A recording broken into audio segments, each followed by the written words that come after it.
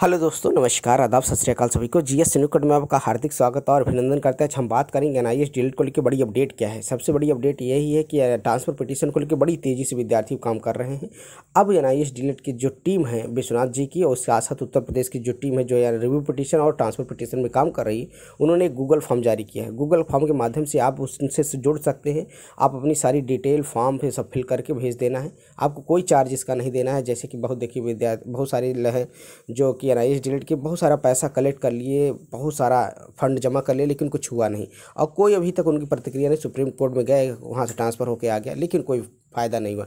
इसलिए ये जो काम है इनका प्रोसेस है बहुत सही है और विद्यार्थियों को बहुत ज़्यादा फंड नहीं देना है, बस आपको जुड़ना है उनसे। चलिए देख लेते हैं क्या है ये। आप देखेंगे इस लिंक पे क्लिक करेंगे और क्यूआर कोड उन्होंने दिया कि अगर आप कुछ भी मदद करना चाहिए, 2 रुपये, 4 रुपये, 5 रुपये, 10 रुपये, 50, 100, 200, जो आपकी इच्छा हो, क्योंकि भाई कुछ काम करने के लिए थोड़ा पैसे तो लगते हैं। लेकिन ये नहीं है कि हाँ आपको 5,000 देना है, 4,000 देना है, ऐसा कुछ नहीं।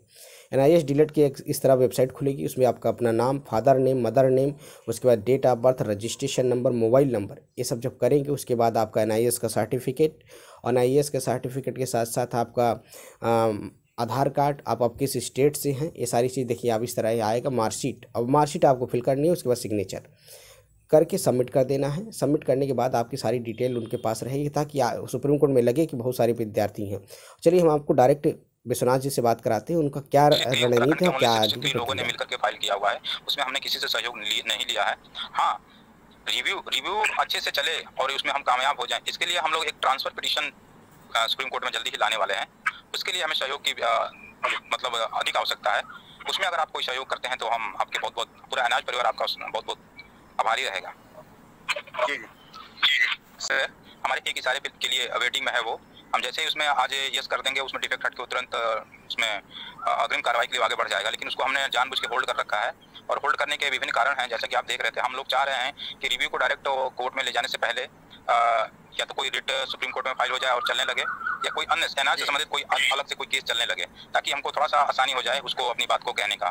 तो इस क्रम में हम लोग भिन्न तरह से कदम बढ़ा रहे हैं। सभी साथी, सभी राज्यों के साथी मिलकर के विभिन्न तरीके से कदम बढ़ा रहे हैं। हालांकि एक रिट पिटीशन फाइल हुई थी जिसका हमें लाभ नहीं मिल पाया, हम उसके इंतजार में थे और हम भी प्रयासरत थे कि उसका हमें लाभ मिलेगा, लेकिन वो मिल नहीं पाया किन्हीं कारणों से। तो यही है कि अभी उसमें ज़्यादा अभी कुछ उसको रोक के रखना पड़ा, ज़्यादा हुआ है।